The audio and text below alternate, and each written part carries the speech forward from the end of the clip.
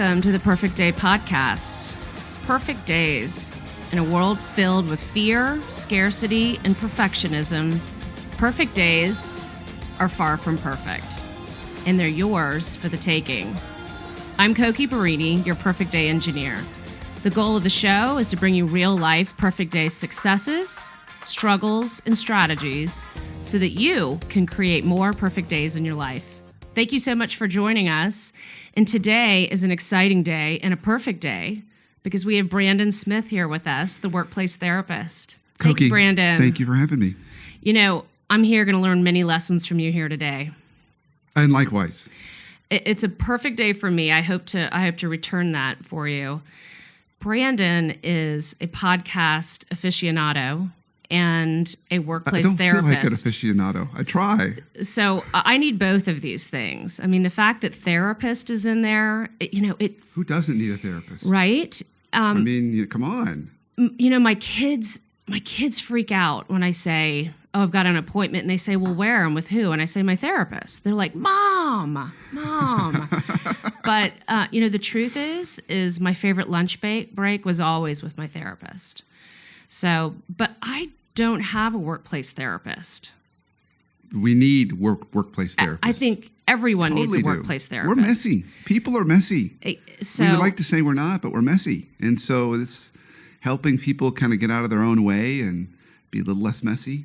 And I love being able to do that. And I've heard your podcast. I've read some of your blogs.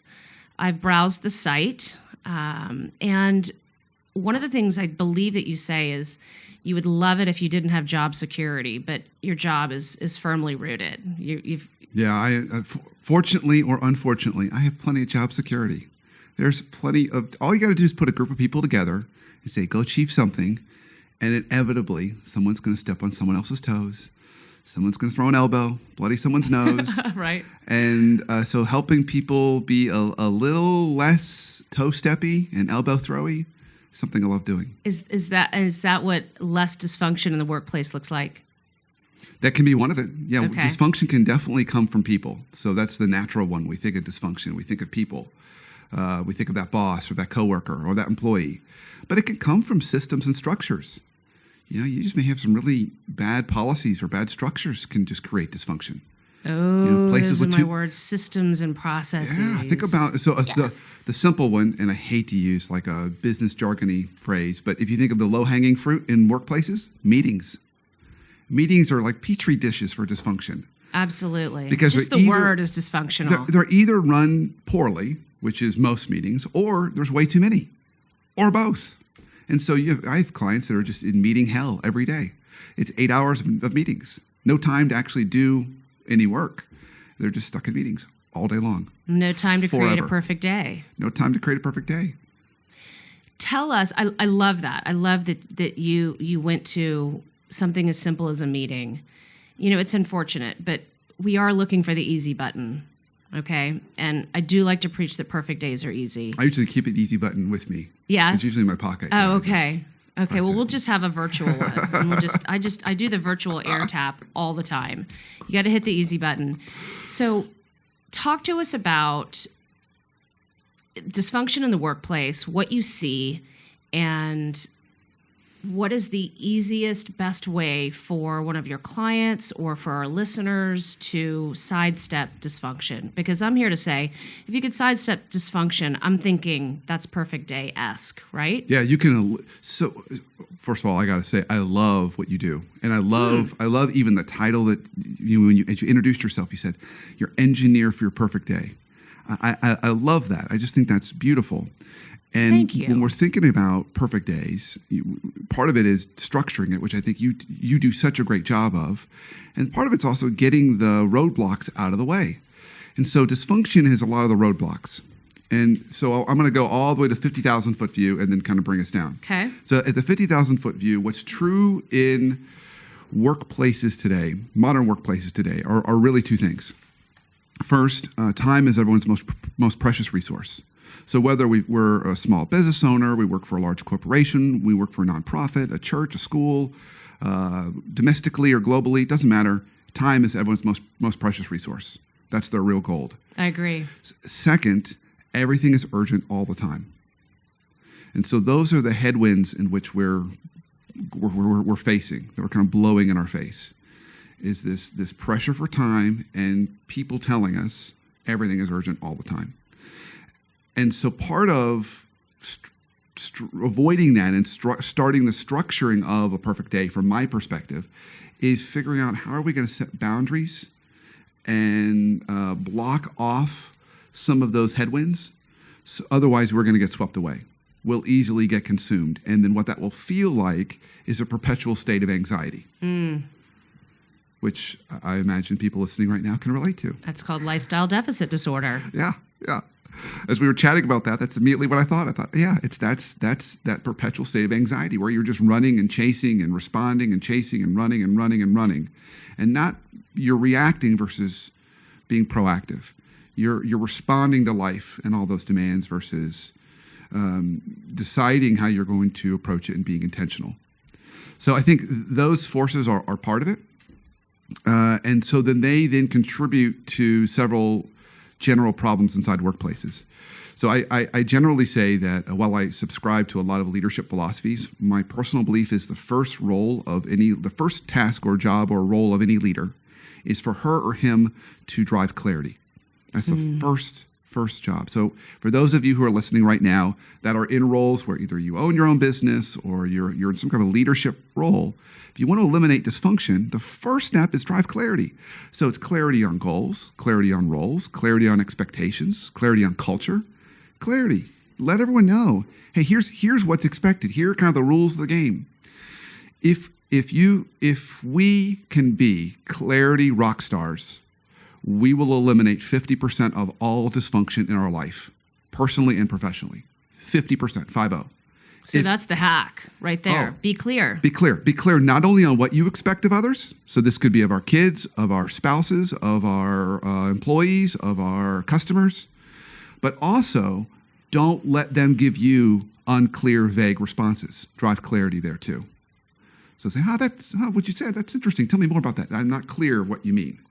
Because when we're clear, then we're going to be more efficient, more effective, and we're not going to have to guess. And guessing is also a trigger for anxiety. I was going to say, and less stress. Yeah, because we're like, I'm not sure what she wants. I have a client of mine right now, and this is an opportunity area for him. He's an accountant by training. He's now at a VP level, a VP of tax for a large company. And so rather than clarify what his boss, she's the CFO, she'll ask him for something. Rather than clarify what she wants, he'll overwork it and give her a 10-page report. Rather than really, really dig in, ask her what she wants, and then respond with a nice, clean, one-page executive summary. So he's more anxious, he's spending way too much time on it, and remember, time's a precious resource. So if we can drive clarity, it can really help us avoid missteps and be more efficient and effective. So that would be my first hack in that. That can prevent 50% of dysfunction right out of the gate. And as easy as that sounds, what comes to mind and what feels true to me is that clarity requires effective communication. Yeah. And how many people are good communicators? No, that's true. Naturally, maybe it's a skill we can all develop. It's one of those things no one ever reaches the mountaintop on communication. You're always marching up the hill. Tips or strategies for that? So your client, for example, doesn't want to go to his boss and say, "Look, Miss CFO, I don't know what you want." Yeah. What do you tell him? Is there something he looks from within? Does he have a mantra, pasted on his bathroom mirror that says, "You can speak to her. She will not cut your head off"? Yeah. I mean, here's a question I was going to ask you. It's like, what are you afraid of? Yeah, absolutely. And I feel like when people are have a block to communicating clarity, because we all want clarity. Isn't that part of our DNA?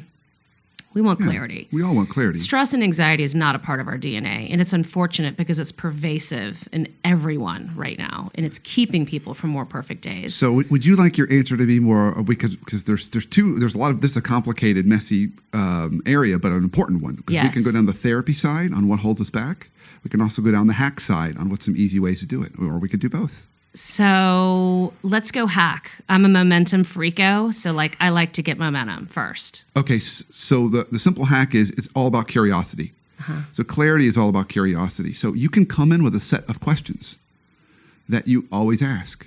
So for example, when we were getting ready for this show, I said, okay, what would success look like? That's a great question. There's no place where you should not be asking that question. It was a great question. Because you can use it anytime. So when you're dealing with someone and you're wanting to meet their expectations, get them to paint a picture of what success would look like. So he could go back to his boss and say, so I'm clear on exactly what will be most helpful for you. Let's say I deliver this report to you. It's exactly what you need. Tell me a little about what that would look like. How long would it be? What kind of content would it have? How do you plan on using it? So start with what would success look like. And then you can do. And what would success not look like? Exactly. That was where I was going to go. I'm sorry. Go the other side of it. What would you not want to see? What would not be helpful for you? So she might come back and say, and so when I have then spoken with her directly, she says, oh yeah, I need it to be one pager because I'm going to then give it to the senior leadership team. I'm going to distribute it amongst all the other senior leaders. They don't know the details of tax. They don't want to know the details of tax. They just need the high level. How are we doing? What's going on? So I need it to be that kind of version. So be curious. Be curious, and you can then drive that down to set questions. So there's questions like, what would success look like? What keeps you up at night? There's some kind of the greatest hits from consulting and coaching. What would you like to change around here? One of the questions I always ask at the end of every meeting I'm ever in, I wait till there's 5 minutes left, and I say, what did we not talk about today that we should have? And about 50% of the time, a little golden nugget will fall from the sky that didn't fit neatly in the agenda, but it's important information. So I love it. That's a great. It starts with curiosity, tip and hack. And that can be tactical. You can come up with sets of questions that you just go into meetings, and you just look at your questions, say, okay, did I get answers to these? Okay, and then if you didn't, you just ask the question. So even if it's not natural to you, you can make it an easy behavioral thing. So it's a personal challenge. It's just to be intentional. I love that word. You used that word earlier. Be intentional about daily being curious. Yeah. Being curious to those who are asking for things in the workplace. So there's something that holds us back from this. We we going to the therapy side? We are going there. Okay. Well, how about this? I want to hold that thought. Okay. Because we're going to break. Excellent. And I want to talk therapy, and maybe we'll have time on set to get a couch in here. That's a beautiful idea. And we'll set up the couch. I love it. Perfect Day Podcast. We're here with Brandon Smith, the workplace therapist. Success for us is check him out. Google the workplace therapist. He's the only one.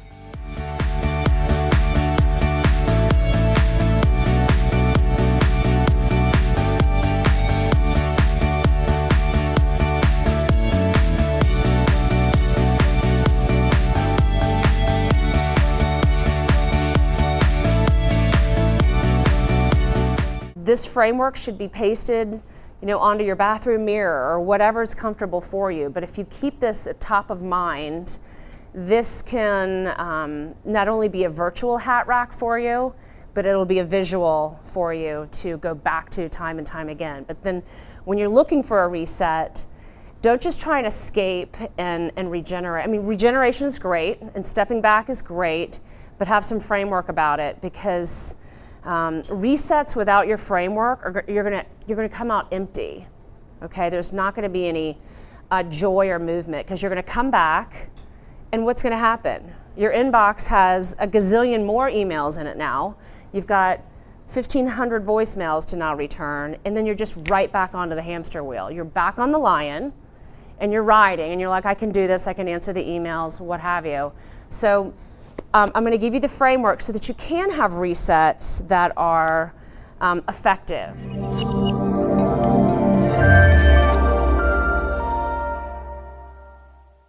Welcome back to the Perfect Day Podcast. We have Brandon Smith, the workplace therapist. He wears many hats: workplace therapist, coach, professor, consultant, speaker, radio host, blogger, podcast host. I'm unmedicated. I think that's it. And, newest on my I want to be you when I grow up.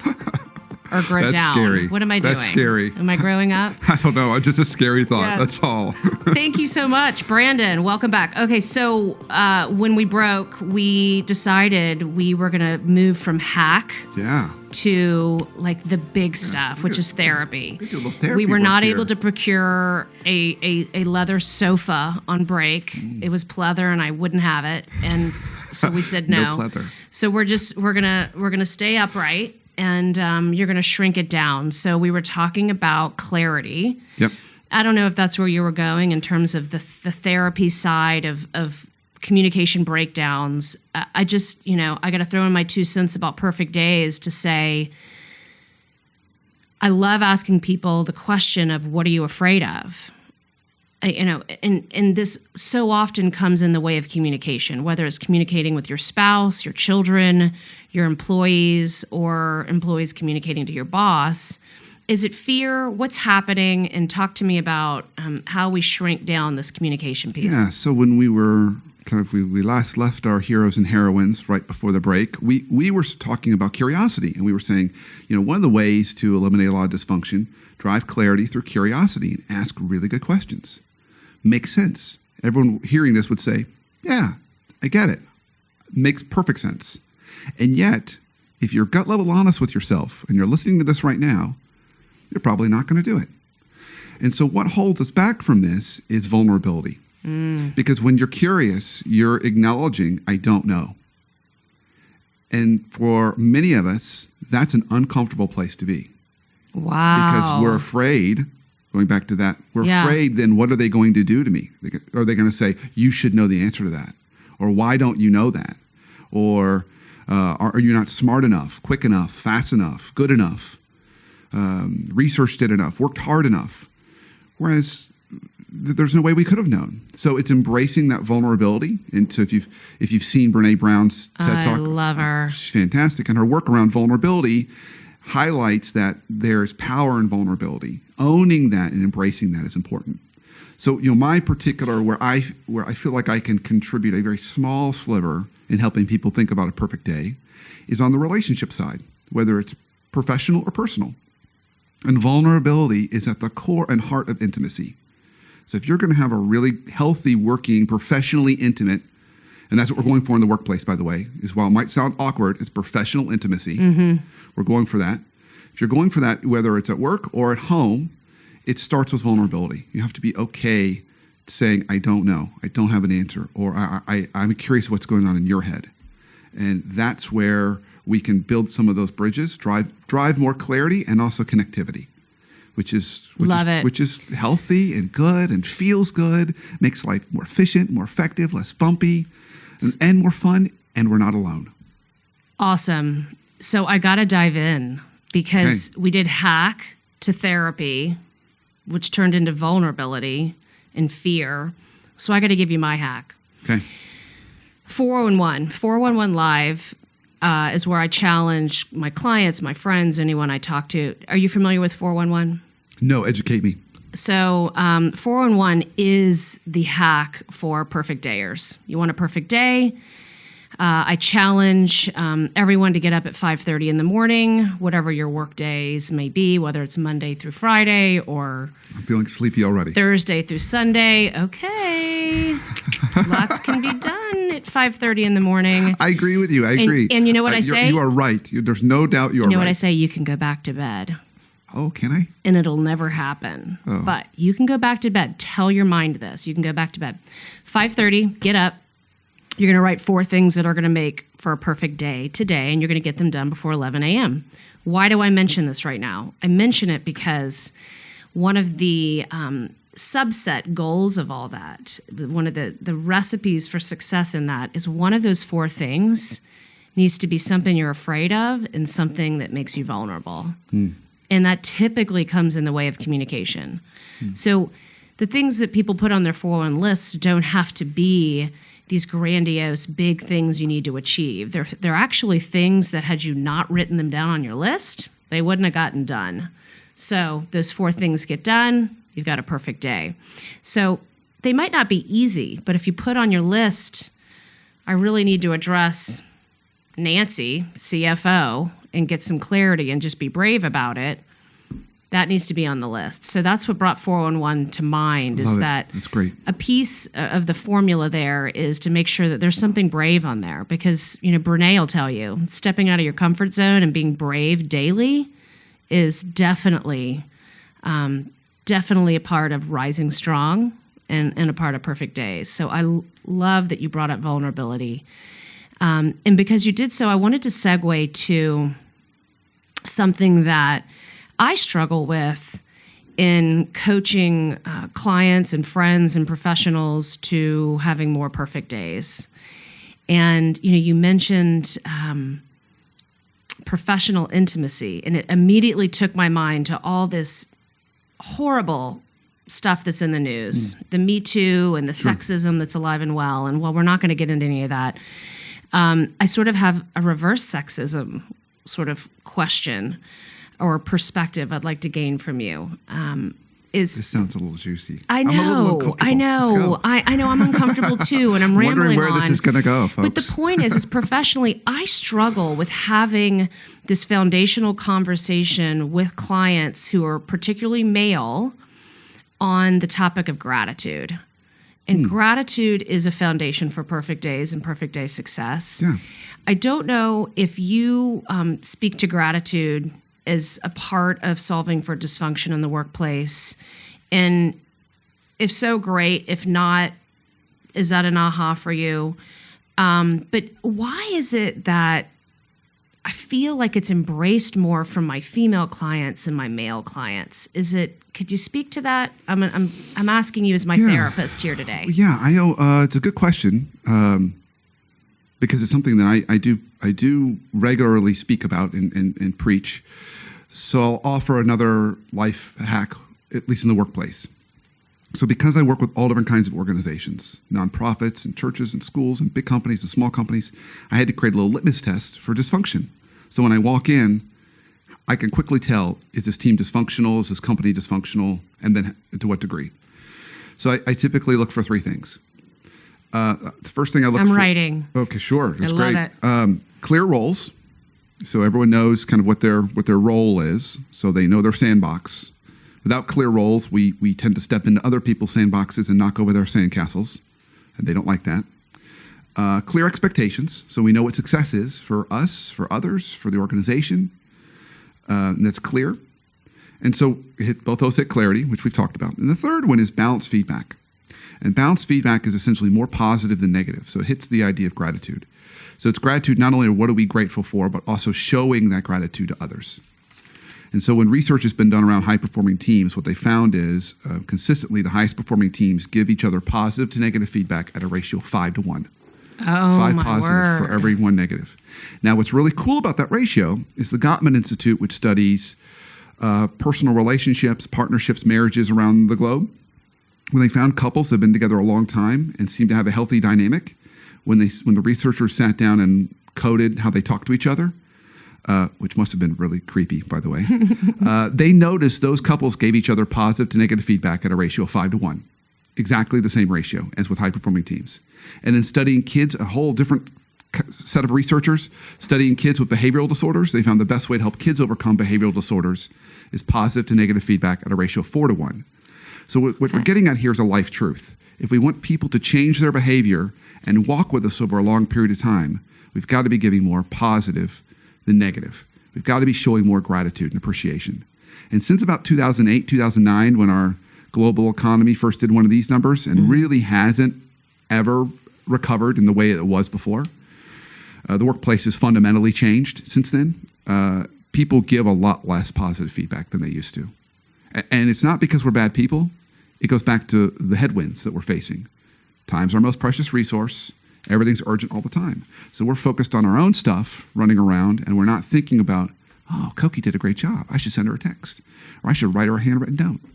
We're not doing that. So yeah, all that to say, I agree with you 110%. And the research would agree with you 120% that we need to be doing more of this. Not only being grateful, but showing it to others. Now, to your question of, are men less receptive to this or women? I'd be curious to kind of your experiences in that. what you've seen when you've kind of tried to broach those topics?